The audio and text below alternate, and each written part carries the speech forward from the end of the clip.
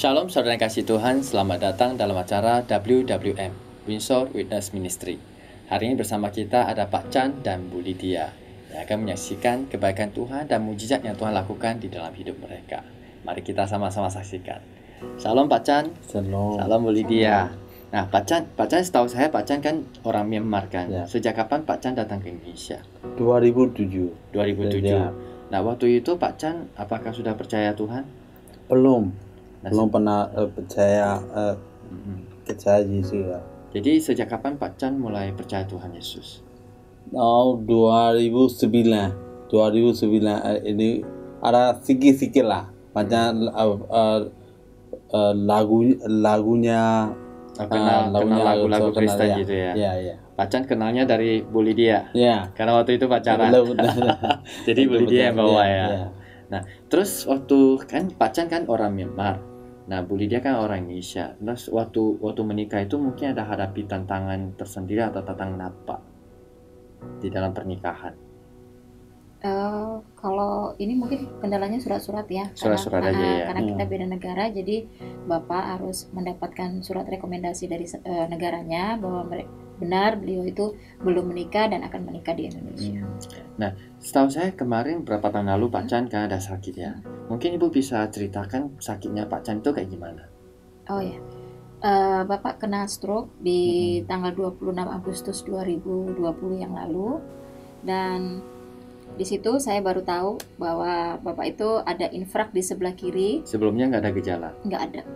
Hipertensi. Hipertensi aja. Bapak hipertensi. Kebetulan Bapak kan agak sibuk di tempat kerja, jadi nggak kontrol, nggak ada minum obat karena itu tadi karena mertua itu kan ada komplikasi, banyak minum obat, jadi dia nggak mau mencontoh seperti orang tuanya, jadi dia menghindari obat-obatan.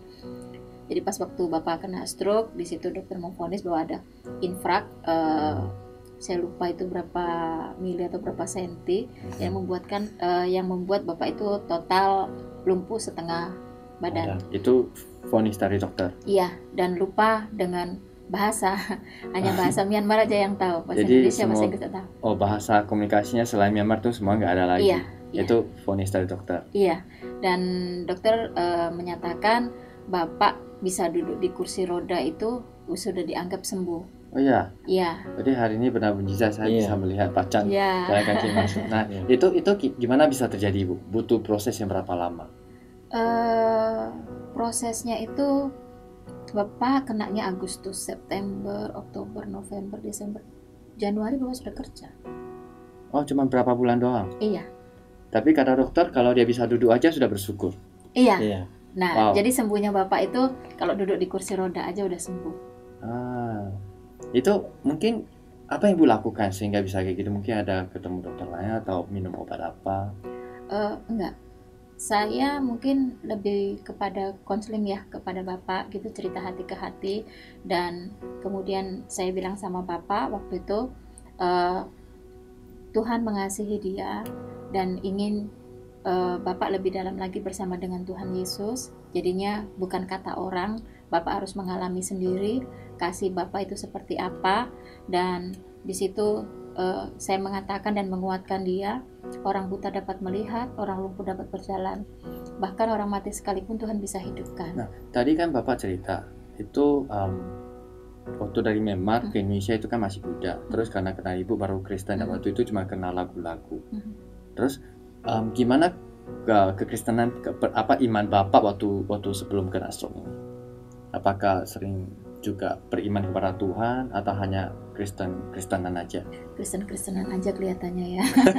Cuman setengah-setengah, kadang dia masih mendengarkan doa-doa dari ajaran agama lain gitu ya.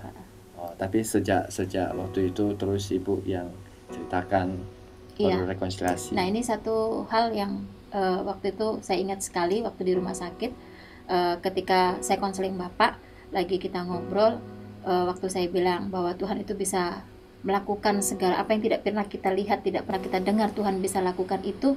Akhirnya Bapak itu tiba-tiba dia bilang sama saya, stop, gak usah ngomong lagi gitu. Hati saya mau keluar, saya mau meloncat keluar gitu. Oh ya. Iya, terus itu waktu di rumah sakit. Iya. Barusan kena stroke. Iya. Oke. Nah, itu Eh, malam ketiga karena hari Rabu Kamis itu Bapak benar-benar tidur, jadi hari Jumat malam tuh saya baru ngobrol dengan Bapak dan mukjizat itu terjadi. Di hari ketiga. Iya. Ya. Yesus juga bangkit di hari ketiga. Puji Tuhan. Jadi Bapak minta itu sekat tempat tidur itu dibuka, dia mau berjalan. Cuman saya berpikir begini, karena Bapak lebih besar dari saya, lebih tinggi dari saya. Kalau dia jatuh seperti apa gitu kan? Saya kan nggak tahan, karena dokter sudah memvonis dia nggak bisa berdiri, nggak bisa ngapa-ngapain kan. Tapi nggak tahu kenapa saya tiba-tiba dilihatkan kursi di sebelah kanan ada kursi roda gitu. Padahal kemarin-kemarin saya nggak lihat gitu kan. Jadi saya ambil kursi roda, saya katakan sama suami, oke Pi, kalau Papi bisa pindah di sini, percaya Papi akan kembali normal. Itu yang Papi imani. Jadi walaupun vonis dokter itu kalau bisa duduk aja udah syukur, tapi ini di hari ketiga dia sudah bisa turun dari tempat tidur dan jalan sampai sekarang. Nah, terus berarti pada saat untuk pemulihan sampai sekarang ini juga butuh waktu ya Bu ya, beberapa bulan. Mungkin Ibu bisa ceritakan pergumulan yang Ibu alami selama ini, kayak gimana jalannya. Kan kalau Bapak udah kayak gini kan pasti nggak kerja kan. Iya. Nah, terus mungkin pergumulannya bisa ceritakan. Karena itu tadi, karena banyak hal ya yang Tuhan nyatakan mukjizat dalam kehidupan saya secara pribadi. Jadi nggak ada kekhawatiran lagi gitu. Sepertinya kayaknya dihandle aja sama Tuhan. Kayaknya mungkin bagi orang lain, wah ini udah musibah nih, kepala rumah tangganya sudah jatuh sebentar lagi ini gitu. Karena kehidupan kita pasti banyak orang yang suka, ada orang yang nggak suka kan gitu. Jadi kalau yang nggak suka pasti tepuk tangan gitu kan. Ini sebentar lagi. Tapi di situ Tuhan tidak pernah mempermalukan kita. Walaupun kita sudah jatuh, tapi tidak dibiarkan sampai tergeletak gitu. Jadi Tuhan tetap jaga. Iya, jadi justru di situ saya bisa bikin pagar gitu kan, karena sakitnya Bapak. Kalau Bapak nggak sakit nggak dapat.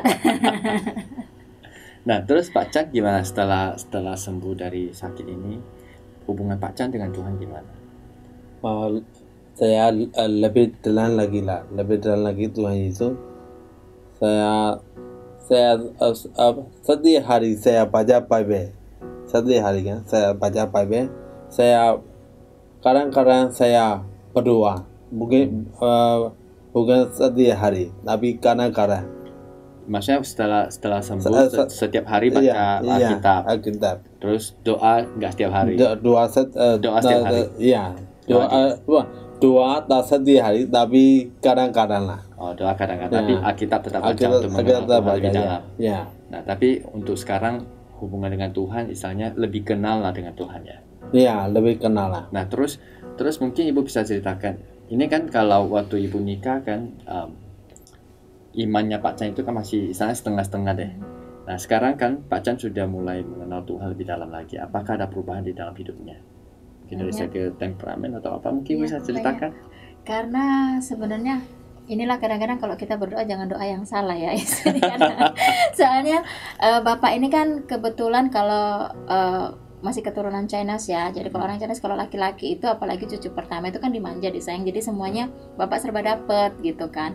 Beda dengan saya yang dari keluarga broken home. Jadi yang memang harus tough, harus independen gitu kan. Jadi banyak yang sifat kita itu yang bertolak belakang gitu. Jadi kadang-kadang kalau sudah kesal gitu kan, kadang kita berdoa, Tuhan gimana sih ini orang gitu. Cuman kita kan nggak ngelawan, dia kan kepala imam, cuma kita berdoanya sama Tuhan gitu. Akhirnya terjadi hal yang seperti ini, membuat Bapak banyak berubah. Bagaimana kasih itu yang sebenarnya, bagaimana rasa sakit itu membuat dia paham bahwa Tuhan sangat mengasihi dia dan hidupnya sungguh sangat berharga. Bahkan saya dibikin sama Bapak itu kayak paranormal, dia kan nanya kapan saya bisa jalan. Jadi saya cuma bilang banyak hal sih yang saya rasakan, karena saya waktu beliau sakit saya banyak tantangan dari keluarga dia, terutama mertua ya, karena mertua dari saudara-saudara yang lain. Wah, saya dibilang kalau ini mainan anak-anak harus dijual, perhiasan harus dijual untuk beli jeruk 5 biji. Jadi saya bilang kalau mau beli jeruk beli aja, jangan jual perhiasan. Ya. Iya, mainan anak-anak ini karena nggak lakinya di sini. Kemudian dibilangnya tempat tidur harus ganti dan berubah sekali. Saya bilang saat ini kamu harus memproklamirkan bahwa Kristen seperti ini dan ikut Tuhan harus seperti ini. Dan ketika kamu mengambil keputusan itu, maka Tuhan juga ambil alih hidupmu. Nah, dengan iman yang teguh serahkan pada Tuhan. Iya. Dan akhirnya Bapak ngobrol juga sama keluarganya, sama orang tuanya, dan memang Tuhan ikut campur tangan. Saya cuma bilang, Tuhan, saya akan mengerjakan bagian saya, Tuhan mengerjakan bagian Tuhan. Jadi saya bilang, Tuhan jangan permalukan saya dong, kamu kan Tuhan yang hidup. Tuhan bisa kok bikin orang yang mati sekalipun bangkit. Jadi saya mau supaya ini jadi berkat buat keluarga besar yang ada di Myanmar. Tuhan nyatakan itu gitu. Jadi saya nggak pernah posting yang hal-hal yang jelek, pokoknya dia berjalan apa progresnya itu setiap hari kayaknya saya merasakan cepat banget gitu kan, seminggu, sebulan, 2 bulan tuh kayaknya cepat sekali ya. Jadi saya perubahan yang paling besar di hidup Bapak itu dia benar-benar bisa serahkan hidupnya ke Tuhan dan Tuhan ikut campur tangan dalam hidupnya. Nah, mungkin di akhir acara ini Ibu mungkin ada sesuatu sepatah kata yang bisa Ibu kuatkan terhadap jemaat kita yang mendengar kesaksian. Baik. Bagi saya secara pribadi, karena saya sudah mengalami banyak hal bersama dengan Tuhan, satu hal ikut bersama dengan Tuhan di tengah badai sekalipun, seperti pujian katakan, kita nggak akan pernah takut, karena sebelum kita mengalami, Tuhan telah terlebih dahulu menghandle itu semua sehingga ada damai sejahtera, ada sukacita.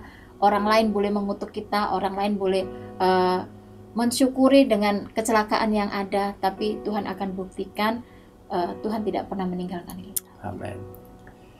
Saudara, kita telah mendengar kesaksian dari Pak Chan dan Bu Lydia, dan saya percaya setiap kita pasti dikuatkan.